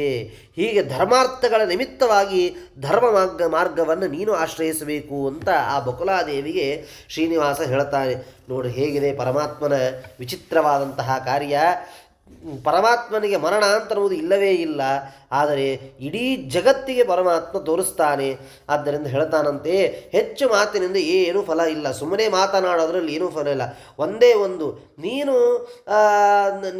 ಸಂಬಂಧದಲ್ಲಿ ನನಗೇನಾಗಿದ್ದಿ ಅಂತ ಗೊತ್ತಿಲ್ಲ, ಆದರೆ ಈಗ ನೀನೇ ತಾಯಿ ತಂದೆ ಒಡ ಹುಟ್ಟಿದವರು ಸೋದರ ಎಲ್ಲವೂ ನೀನೇ ಆಗಿದ್ದಿ ಅಂತ ನಾನು ತಿಳಿದಿದ್ದೇನೆ. ನೀನೇ ನನಗೆ ಪ್ರಹ್ಲಾದ, ನೀನೇ ನನಗೆ ಅಕ್ರೂರ, ನೀನೇ ನನಗೆ ಧ್ರುವರಾಜ, ನೀನೇ ನನಗೆ ಗಜೇಂದ್ರ, ಎಲ್ಲವೂ ನೀನೇ. ಭಕ್ತನಾದ ಉದ್ಧವ, ಅರ್ಜುನ, ಬಲಿ, ಅಜಾಮಿಳ, ದ್ರೌಪದಿ ಎಲ್ಲವೂ ನೀನೇ ಆಗಿದ್ದಿ. ವಿಭೀಷಣನು ನೀನೇ ಆಗಿದ್ದಿ. ನನಗೆ ಪ್ರಾಣ ಸಮರಾದ ಎಲ್ಲರೂ ಕೂಡ ನೀನೇ ಆಗಿದ್ದಿ. ಸರ್ವೇ ತ್ವಮೇವ ಬಕುಲೆ ಏತತ್ ಕಾರ್ಯಂ ಸಮಾಚರ. ಆದ್ದರಿಂದ ಪರಮಾತ್ಮ ಹೇಳ್ತಾನೆ, ಎಲ್ಲವೂ ನೀನೇ ಆಗಿದ್ದಿ ನನಗೆ. ಆದ್ದರಿಂದ ನೀನು ಈಗ ಈ ಕಾರ್ಯವನ್ನು ಅವಶ್ಯವಾಗಿ ಮಾಡಲೇಬೇಕು ಅಂತನ್ನುವ ವಿಚಾರವನ್ನು ಹೇಳ್ತಾನಂತೆ. ಪದ್ಮಾವತಿಯನ್ನು ನನಗೆ ಹೊಂದಿಕೆ ಮಾಡುವ ಕೆಲಸವನ್ನು ನೀನು ಮಾಡು. ನನ್ನ ಮನಸ್ಸನ್ನು ನಿನ್ನನ್ನು ನೋಡಿದಾಗಲೆಲ್ಲ ಸಂತೋಷವುಳ್ಳಾಗ್ತದೆ. ಆದ್ದರಿಂದ ಮದ್ದುಃಖ ವ್ಯಪನೋದಾಯ ನಿರ್ಮಿತ ಹರಿಣಾಂಗಿನ ಗವಾಂ ಕೋಟಿ ಸಹಸ್ರಾಣಾಂ ಹಯಾನಾಂ ಅಯುತಂ ತಥಾ. ನೋಡ್ರಿ, 1,000,000 ಗೋದಾನ, 10,000 ಕುದುರೆದಾನ, ಸುವರ್ಣದಷ್ಟೇ ತೂಕವಿರುವ ಸುವರ್ಣ ಮಿಶ್ರಿತ ಎಳ್ಳು ದಾನಗಳಿಗೆ ಏನು ಮಹತ್ವವಿದೆಯೋ ಕೇವಲ ಒಂದು ವಿವಾಹವನ್ನು ಮಾಡಿಸುವುದರಿಂದ ಇದೆಲ್ಲದಕ್ಕೂ ಪುಣ್ಯವನ್ನು ಪಡಿತಾರಂತೆ. ಅಂದರೆ 1,000 ಕೋಟಿ ಗೋದಾನವನ್ನು ಮಾಡಿದಾಗ ಏನು ಫಲ ಬರಬೇಕು, 10,000 ಕುದುರೆ ದಾನ ಮಾಡಿದಾಗ ಏನು ಫಲ ಬರಬೇಕು, ಸುವರ್ಣ ದಾನ ಮಾಡಿದಾಗ ಏನು ಫಲ ಬರಬೇಕು, ಕೇವಲ ಒಂದು ವಿವಾಹವನ್ನು ಮಾಡಿಸುವುದರಿಂದ ಅಷ್ಟು ಫಲವನ್ನು ಹೊಂದುತ್ತೀಯಾ ಅಂತನ್ನುವುದನ್ನು ಇಲ್ಲಿ ಆ ಬಕುಲಾದೇವಿಗೆ ಶ್ರೀನಿವಾಸ ತಿಳಿಸ್ತಾನಂತೆ. ಆದ್ದರಿಂದ ವಿವಾಹದ ಕಾರ್ಯ ಯಾರೋ ನಮಗೆ ಪರಿಚಯ ಇರುತ್ತಾರೆ, ಅಂಥವರು ಕನ್ಯೆ ಗೊತ್ತಿದ್ದವರಿಗೆ ಯಾರೋ ವರ ಗೊತ್ತಿರುತ್ತಾರೆ, ಅಂಥವರಿಗೆ ಅದನ್ನು ಮಾತನಾಡಿಸಿ ಆ ವಿವಾಹವನ್ನು ಮಾಡಿಸುವಂತಹ ಏನು ಕಾರ್ಯ ಇದೆ ಇದಕ್ಕೆ ಬಹಳ ಪುಣ್ಯವನ್ನು ಶ್ರೀನಿವಾಸ ತಿಳಿಸ್ತಾನೆ. ಮುಂದೆ ಮತ್ತೆ ಹೇಳ್ತಾರೆ, ಅಂದರೆ ವಿವಾಹಕ್ಕೆ ಎಷ್ಟು ಮಹತ್ವ ಇದೆ ಅಂತನ್ನುವುದನ್ನು ಕೂಡ ಶ್ರೀನಿವಾಸ ತಿಳಿಸಿಕೊಡ್ತಾನೆ. ಆದ್ದರಿಂದ ಅಷ್ಟು ಈ ಒಂದು ವಿವಾಹವನ್ನು ಮಾಡಿಸುವುದಕ್ಕೆ ಮಹತ್ವ ಅಂತನ್ನುವುದನ್ನು ಹೇಳ್ತಾರೆ. ಆ ಬ್ರಹ್ಮದೇವರು ನಿನ್ನನ್ನು ಸೃಷ್ಟಿ ಮಾಡಿದ್ದೇ ನನ್ನ ಈ ದುಃಖ ಪರಿಹಾರಕ್ಕಾಗಿ ಅಂತ ನಾನು ತಿಳಿದಿದ್ದೇನೆ. ನೋಡಿರಿ, ಬಕುಲಾದೇವಿಯನ್ನು ಕುರಿತು ಶ್ರೀನಿವಾಸ ಹೇಳ್ತಾನೆ, ಮದುವೆ ಮಾಡಿಸುವವರಿಗೆ ಬರುವ ಪುಣ್ಯ ಫಲವನ್ನು ಹೇಳ್ತೇನೆ ಕೇಳು. ಇಷ್ಟೆಲ್ಲ ಕೋಟಿ ಗೋದಾನ, 10,000 ಅಶ್ವದಾನ ಇದೆಲ್ಲವನ್ನು ಮಾಡಿದಾಗ ನಿಜವಾಗಿ ನಾನು ಸಂತೋಷವನ್ನು ಪಡ್ತೇನೆ. ಒಂದು ವಿವಾಹವನ್ನು ಮಾಡಿದರೆ ಇಷ್ಟೆಲ್ಲ ಪುಣ್ಯವನ್ನು ಅವರು ಹೊಂದುತ್ತಾರೆ ಅಂದ ಮೇಲೆ ನೀನು ಅವಶ್ಯವಾಗಿ ಆ ಕಾರ್ಯವನ್ನು ಮಾಡಿಸಬೇಕು ಅಂತ ಶ್ರೀನಿವಾಸ ಹೇಳ್ತಾನಂತೆ. ಬಕುಲಾದೇವಿ ಹೇಳ್ತಾಳಂತೆ, ಇಡೀ ಪ್ರಪಂಚಕ್ಕೆ ಆಶ್ರಯಭೂತನಾಗಿರತಕ್ಕಂಥವನು ನೀನು. ಕಾಡಿನಲ್ಲಿ ಯಾರನ್ನು ನೋಡಿದ್ದೀಯೋ ಅವಳು ಪದ್ಮಾವತಿ ಎಂಬ ಕನ್ಯೆ ಎಲ್ಲಿದ್ದಾಳೆ, ಅವಳಿರುವ ಸ್ಥಳ ಏನು, ಅಲ್ಲಿಗೆ ಹೇಗೆ ಹೋಗಬೇಕು, ಅದು ಯಾವುದು ನನಗೆ ಗೊತ್ತಿಲ್ಲ. ಅವಳ ಹಿಂದಿನ ಜನ್ಮದಲ್ಲಿ ಯಾರಾಗಿದ್ದಾಳೆ, ಭೂಮಿಯಲ್ಲಿ ಅವಳು ಕನ್ಯೆಯಾಗಿ ಏಕೆ ಜನ್ಮವನ್ನು ಪಡೆದಿದ್ದಾಳೆ, ಆ ಎಲ್ಲ ವಿಚಾರಗಳನ್ನು ನನಗೆ ತಿಳಿಸು. ಅಂದರೆ ನಾನೇನಾದರೂ ಮಾಡಲಿಕ್ಕೆ ಸಾಧ್ಯ ಇದೆ. ಅವಳು ಹಿಂದೆ ಮುಂದೆ ಏನೂ ನನಗೆ ಗೊತ್ತಿಲ್ಲದೆ ಇದ್ದರೆ ನಾನು ಹೇಗೆ ಇದನ್ನು ನಿನಗೆ ಸಹಾಯ ಮಾಡಲಿಕ್ಕಾಗ್ತದೆ. ಬ್ರಹ್ಮರುದ್ರದಿಂದ ವಂದಿತನಾಗಿರತಕ್ಕಂತಹ ಶ್ರೀನಿವಾಸ ಆ ಧರಣಿ ಸಖಿಯಾದ ಬಕುಲಾದೇವಿಯನ್ನು ಕುರಿತು ಹೇಳ್ತಾನಂತೆ. ಶೃಣುಬಾಲೆ ಪುರಾವೃತ್ತಂ ಪದ್ಮವತ್ಯಾ ಜನಿಂ ಶುಭಾ ತ್ರೇತಾಯಾಂ ರಾಮರೂಪೇಣ ಅವತಾರಮುಪಾಗತಃ. ಶುಭಕರವಾದ ಆ ಪದ್ಮಾವತಿಯ ಉತ್ಪತ್ತಿಯ ವೃತ್ತಾಂತವನ್ನು ಹೇಳ್ತೇನೆ ಕೇಳು ಅಂತ ಹೇಳ್ತಾನೆ. ಹಿಂದೆ ತ್ರೇತಾಯುಗದಲ್ಲಿ ನಾನು ರಾಮರೂಪದಿಂದ ಅವತಾರವನ್ನು ಮಾಡಿದಾಗ ತಂದೆಯಾದ ದಶರಥ ರಾಜ ತಾಯಿಯಾದ ಕೈಕೇಯಿಯ ಮಾತನ್ನು ಕೇಳಿ ತಮ್ಮನಾದ ಲಕ್ಷ್ಮಣನಿಂದ ಕೂಡಿಕೊಂಡು ಹೆಂಡತಿಯಾದ ಸೀತಾದೇವಿಯಿಂದ ಕೂಡಿ ದಂಡಾರಣ್ಯಕ್ಕೆ ನಾನು ಹೋಗಿದ್ದೆ. ಆಗ ಜನರಿಗೆ ತೊಂದರೆ ಕೊಡುವಂತಹ ರಾವಣನೆಂಬ ರಾಕ್ಷಸ ಅವನು ರಾಮಚಂದ್ರನ ಹೆಂಡತಿಯಾದ ಸೀತಾದೇವಿಯನ್ನು ಕದ್ದು ಲಂಕಾಪಟ್ಟಣಕ್ಕೆ ಹೋಗುವ ಅವನು ಸನ್ನಾಹದಲ್ಲಿದ್ದ. ಆಗ ಲಕ್ಷ್ಮಣ ಸೀತೆಯಿಂದ ಬಲಾತ್ಕಾರದಿಂದ ಕಳುಹಿಸಲ್ಪಟ್ಟವನಾಗಿ ಬೇಟೆಗೆ ಹೋಗಿದ್ದ ಅಣ್ಣನಾದ ರಾಮನ ಬಳಿಗೆ ಹೊರಟು ಹೋಗ್ತಾನೆ. ಆ ಸಮಯದಲ್ಲಿಯೇ ರಾವಣ ಸೀತೆಯನ್ನು ವಿಮಾನದ ಮೇಲೆ ಕೂಡಿಸಿಕೊಂಡು ಬಲಾತ್ಕಾರ ಮಾಡಿಕೊಂಡು ಕರೆದುಕೊಂಡು ಹೋಗಬೇಕು ಅಂತ ಬಂದಾಗ ಅಲ್ಲಿ ಸೀತಾದೇವಿ ಹಾ ರಾಮ ಹಾ ಲಕ್ಷ್ಮಣ ಅಂತ ಕೂಗಿಕೊಳ್ಳುತ್ತಾಳೆ. ಈ ದುರೋಧನ ಧ್ವನಿಯನ್ನು ಕೇಳಿದಂತಹ ಆ ವನ ಮಧ್ಯದಲ್ಲಿ ವಾಸವಾಗಿರುವ ಅರಣ್ಯವಾಸಿಗಳೆಲ್ಲರೂ ಅಳತಾರಂತೆ. ಆಗ ಅಗ್ನಿದೇವನು ಆಕೆಯ ರೋದನವನ್ನು ಕೇಳಿ ಪಾತಾಳ ಲೋಕದಿಂದ ಭೂಲೋಕಕ್ಕೆ ಬರ್ತಾನಂತೆ. ಬಂದು ಆ ಸೀತೆಯನ್ನು ಎಳೆಯುತ್ತಿರುವಂತಹ ಅಜೇಯನಾದ ಆ ಕ್ರೂರನಾದಂತಹ ಆ ರಾವಣನ ಎದುರಿಗೆ ಬಂದು ಪಾಪಿಷ್ಠ ರಾವಣನೊಡನೆ ಸೀತೆಯೊಡನೆ ಅಗ್ನಿಯು ಮಾತನಾಡಿ ಬಗೆಬಗೆಯಿಂದ ರಾವಣನಿಗೆ ಹೇಳ್ತಾನಂತೆ, ರಾಕ್ಷಸ ದೊರೆ ರಾವಣ, ಇವಳು ಜನಕಪುತ್ರಿಯಾಗಿರತಕ್ಕಂತಹ ಸೀತಾಮಾತೆ ವಿಷ್ಣುವಿನ ಪತ್ನಿಯಾಗಿದ್ದಾಳೆ. ಆ ವಿಷ್ಣು ರಾಮಚಂದ್ರ ನಿನ್ನ ಭಯದಿಂದ ಸೀತೆಯನ್ನು ನನ್ನ ಬಳಿಯಲ್ಲಿ ಇಟ್ಟು ಹೋಗಿದ್ದಾನೆ. ಆದ್ದರಿಂದ ನೀನು ಹೀಗೆ ಕರೆದುಕೊಂಡು ಹೋಗುವುದು ಇದು ಸರಿಯಾದದ್ದಲ್ಲ ಅಂತನ್ನುವ ವಿಚಾರವನ್ನು ತಿಳಿಸ್ತಾರೆ. ಸ್ವಾಹಾಯ ಸನ್ನಿವೇಶ್ಯಾತ ನಾಮ್ನಾ ವೇದವತೀಂ ಶುಭಾಂ ಹೇಳ್ತಾರೆ. ಹಿಂದೆ ಅಗ್ನಿ ಛಾಯಾ ಸೀತೆಯನ್ನು ನಿರ್ಮಾಣ ಮಾಡಿ ಅದರೊಳಗಿದ್ದಂತಹ ನಿಜವಾದ ಸೀತೆಯನ್ನು ಬೇರೆ ಕಡೆಗೆ ಕಳಿಸಿರ್ತಾನಂತೆ.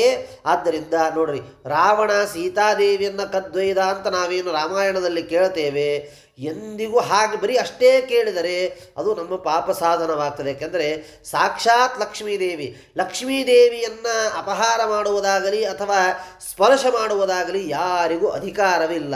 ಆದ್ದರಿಂದ ಎಂದಿಗೂ ಆ ತರಹದ್ದು ನಡೆಯೋದೂ ಇಲ್ಲ. ಅಲ್ಲಿ ಸೀತೆಯ ಆಕೃತಿ ರೂಪದಿಂದ ಇದ್ದದ್ದು ವೇದವತಿ ಅಂತನ್ನುವುದು ಅಗ್ನಿದೇವನ ಮಗಳು.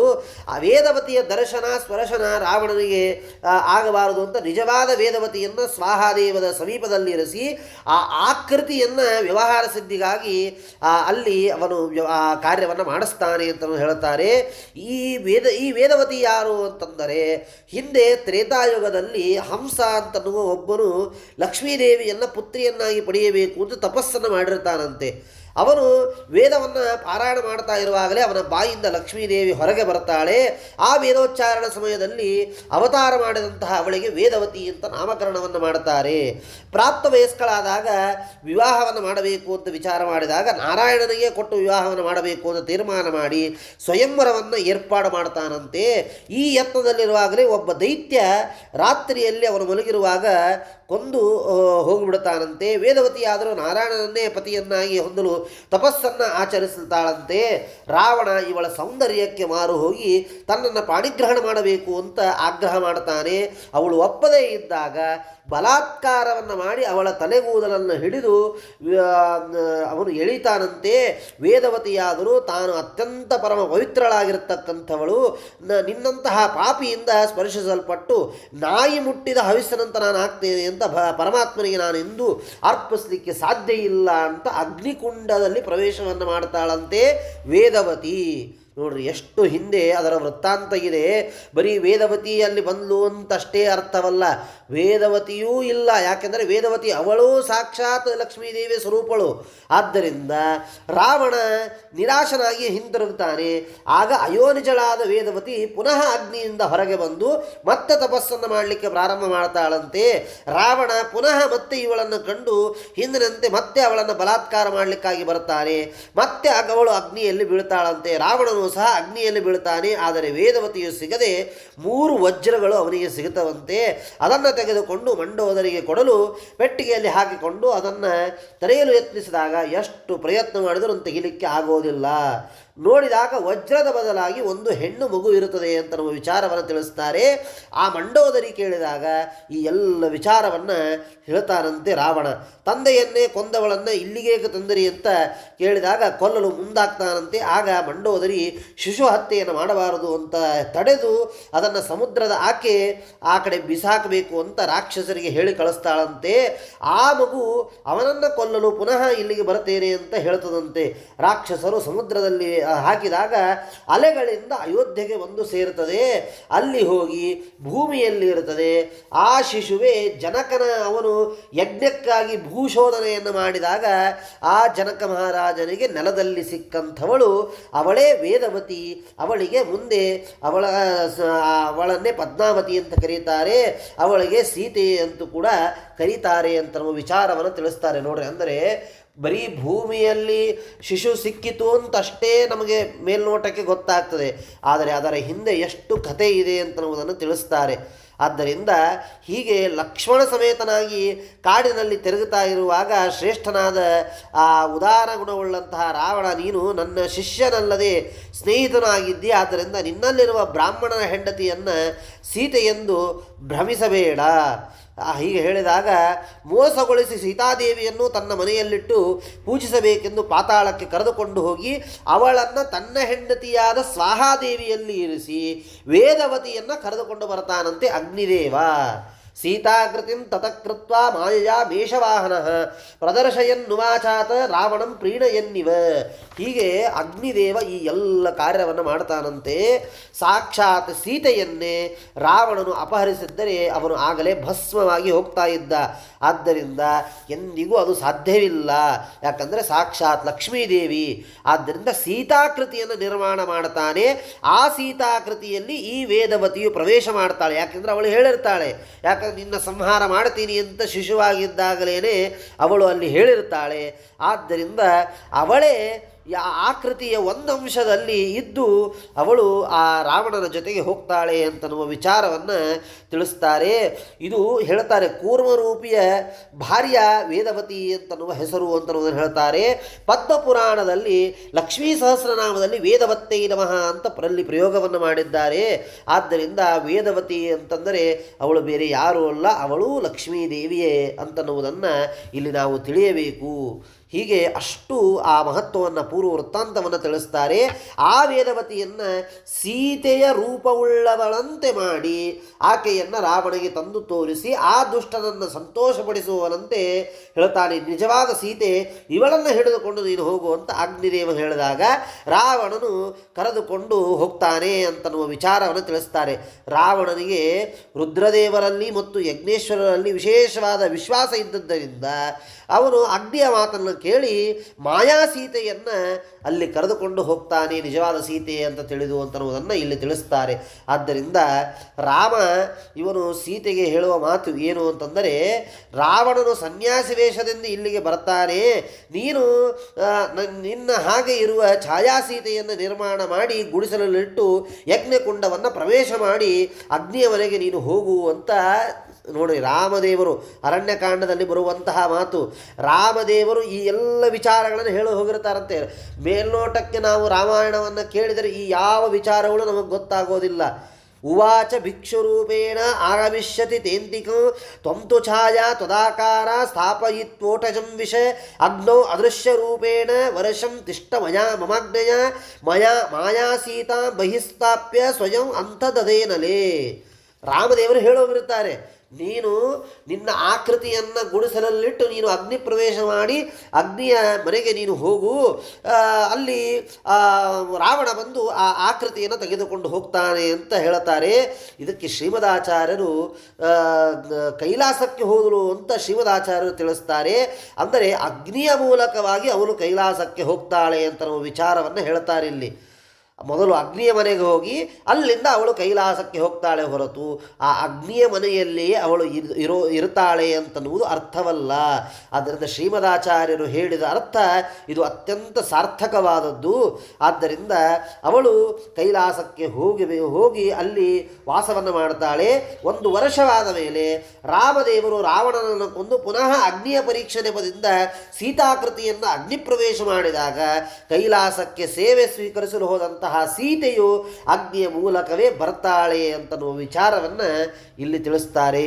ನೋಡ್ರಿ, ಎಷ್ಟು ಒಂದು ಕಾರಣದ ಹಿಂದೆ ಎಷ್ಟು ವಿಚಾರವನ್ನು ತಿಳಿಸ್ತಾರೆ. ಹೀಗೆ ಆ ರಾವಣ ಅಶೋಕವನದಲ್ಲಿರುವ ಶಿಂಶುಪಾ ವೃಕ್ಷದ ಕೆಳಗೆ ಇಂದ್ರಾವೇಶವುಳ್ಳ ಸೀತಾಕೃತಿಯನ್ನು ಇಟ್ಟು ಕಾಲಪ್ರೇತನಾಗಿ ತಾನು ಧನ್ಯ ಅಂತ, ನಾನು ಸೀತಾದೇವಿಯನ್ನು ಕರೆದುಕೊಂಡು ಬಂದದ್ದೇ ದೊಡ್ಡ ಕಾರ್ಯ ಅಂತ ಅವನು ತಿಳಿದುಕೊಳ್ತಾನೆ.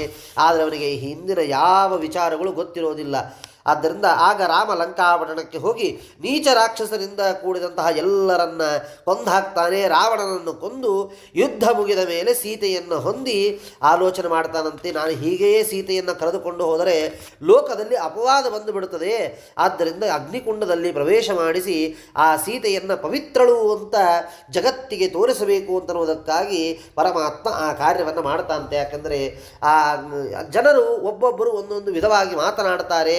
ನಾವು ಆದ್ದರಿಂದ ಅದಕ್ಕೆಲ್ಲದಕ್ಕೂ ನಾವು ಉತ್ತರವನ್ನು ಕೊಡಬೇಕಾಗ್ತದೆ ಅಂತನ್ನುವುದಕ್ಕಾಗಿ ಕಾಸಾದೇವಿ ತವ ಸಮ ತವ ರೂಪ ಸಮನ್ವಿತಾ, 2 ರೂಪಗಳಿಗೂ ಐಕ್ಯವಿದ್ದದ್ದರಿಂದ ಸೀತೆಯ 2 ರೂಪಗಳನ್ನು ಅಲ್ಲಿ ನೋಡಿದರು ಅಂತನ್ನುವ ವಿಚಾರವನ್ನು ತಿಳಿಸ್ತಾರೆ. ದೇಶ ಕಾಲ ಗುಣ ವಯಸ್ಸು ಶಿಲಾದಿಗಳಿಂದ ನಿನಗೆ ಸರ್ವ ರೀತಿಯಿಂದಲೂ ಸಮಳಾಗಿರ್ತಕ್ಕಂಥವಳು, ಆದ್ದರಿಂದ ನಿನ್ನ ರೂಪದಂತೆಯೇ ಇರುವವಳು ಅಂತನ್ನುವುದನ್ನು ಇಲ್ಲಿ ತಿಳಿಸ್ತಾರೆ. ಆಗ ಈ ಸುಂದರಿ ಯಾರು ಅಂತ ಹೇಳಿದಾಗ ಎಲ್ಲ ವಿಚಾರಗಳನ್ನು ಇಲ್ಲಿ ಹೇಳ್ತಾರೆ. ನಾನು ಅನುಭವಿಸಬೇಕಾದ ದುಃಖವನ್ನು ನಿರ್ವ್ಯಾಜವಾಗಿ ಈಕೆ ಅನುಭವಿಸಿದ್ದಾಳೆ.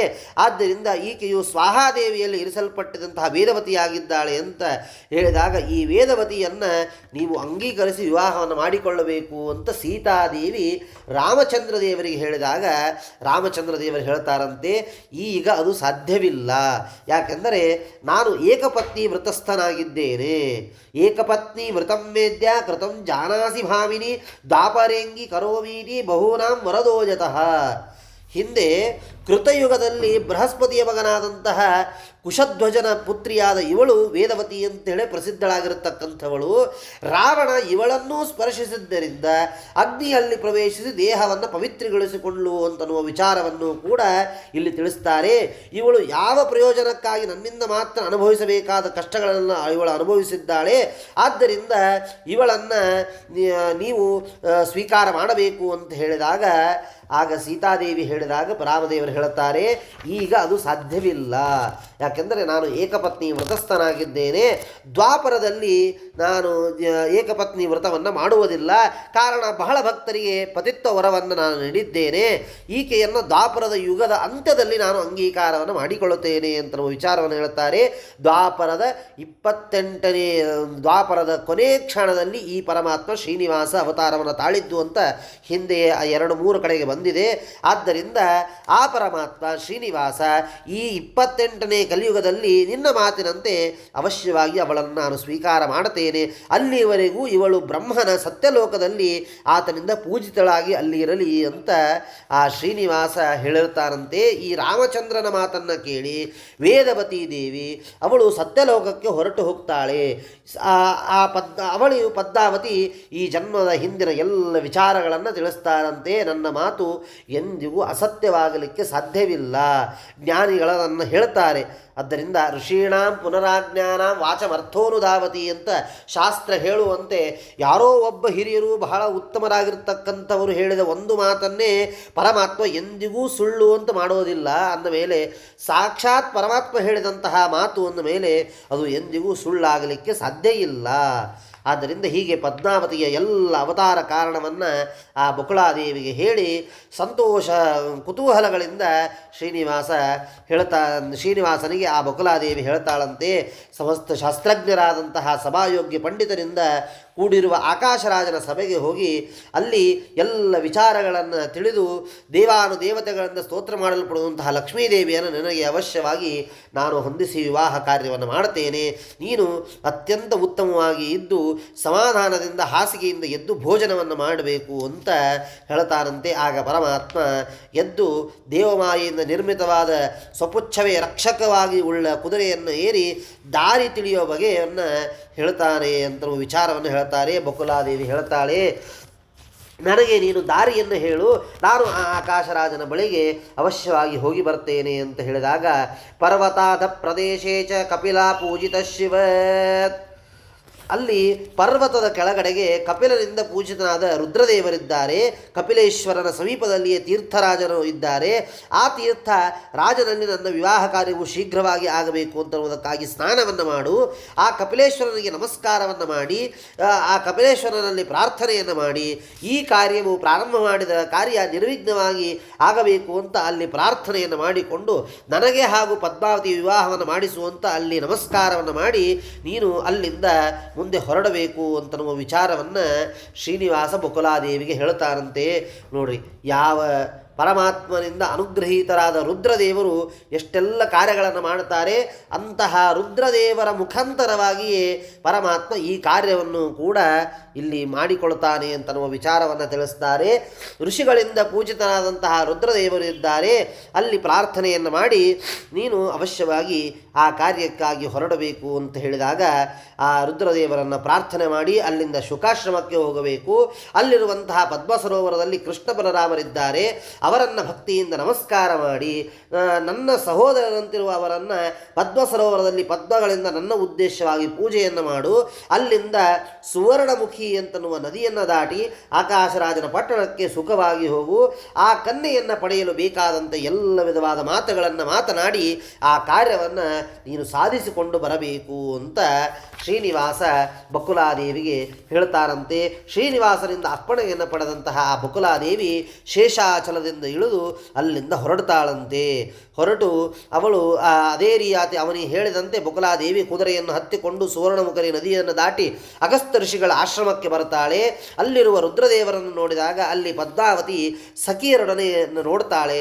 ಆ ಸಖಿಯರು ಅಗಸ್ತ್ಯೇಶ್ವರನ ಗುಡಿಯಲ್ಲಿ ಅಗಸ್ತ್ಯೇಶ್ವರನ ದರ್ಶನಕ್ಕಾಗಿ ಬಂದಿರುತ್ತಾರೆ. ಆ ಕನ್ಯೆಯರನ್ನು ಬಕುಳಾದೇವಿ ನೋಡಿ ನೀವು ಯಾರು ಏನು ಅಂತ ಕೇಳ್ತಾಳಂತೆ. ಕೇಳಿದಾಗ ಅವರೆಲ್ಲರೂ ಹೇಳ್ತಾರಂತೆ, ವಯಂ ಆಕಾಶರಾಜಸ್ಯ ಸನ್ನಿಧಾನ ಗತಾ ಸದಾ ಇತಪೂರ್ವ ದಿನೇ ಕಶ್ಚಿತ್ ಪುರುಷಂ ತುರಗಸ್ಥಿತಂ. ಯಾವಾಗ ಅಂದರೆ ನೋಡ್ರಿ ಹೇಳ್ತಾರೆ, ಸೋಮವಾರ ದಿವಸ ಪುಷ್ಯ ನಕ್ಷತ್ರ ಪ್ರಾಜಾಪತ್ಯ ಯೋಗ, ನಿನ್ನೆ ದಿವಸ ರವಿವಾರ ಪುನರ್ವಸು ನಕ್ಷತ್ರ ಧ್ವಜಯೋಗ. ಹೀಗೆ ಇಂತಹ ಸಮಯದಲ್ಲಿ ಆ ನಮ್ಮ ಪದ್ಮಾವತಿ ಇದೆಯೋ ಅವಳು ಒಬ್ಬ ಪುರುಷನನ್ನು ಕುದುರೆಯಿಂದ ಮೇಲೆ ಬಂದಂತಹ ಪುರುಷನನ್ನು ನೋಡಿ ಅವಳು ಅನೇಕ ದುಃಖದಿಂದ ಇದ್ದಾಳೆ, ಜ್ವರತಾಪದಿಂದ ಇದ್ದಾಳೆ. ಅವಳಿಗಾಗಿ ಅಗಸ್ತ್ಯೇಶ್ವರನ ಅಭಿಷೇಕಕ್ಕಾಗಿ ನಾವು ಇಲ್ಲಿ ಬಂದಿದ್ದೇವೆ.